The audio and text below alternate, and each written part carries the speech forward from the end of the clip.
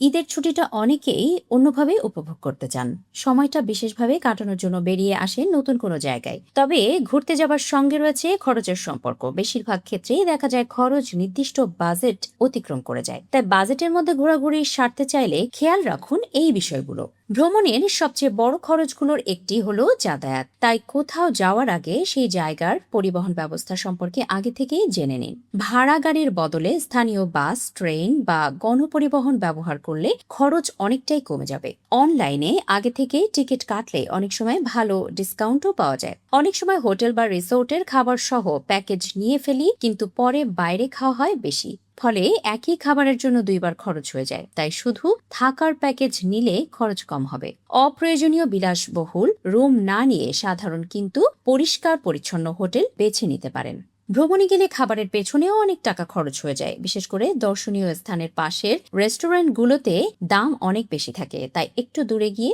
স্থানীয় সাধারণ রেস্টুরেন্টে খেতে পারেন, স্বাদও পাবেন, খরচও কম হবে। ভ্রমণের সময় হালকা শুকনো খাবার যেমন বিস্কুট, চিপস, বাদাম বা পানির সঙ্গে রাখুন। দর্শনীয় স্থানে ছোটখাটো খাবারের দাম সাধারণত বেশি হয়। সঙ্গে খাবার থাকলে অপ্রয়োজনীয় খরচ অনেকটাই বাঁচবে।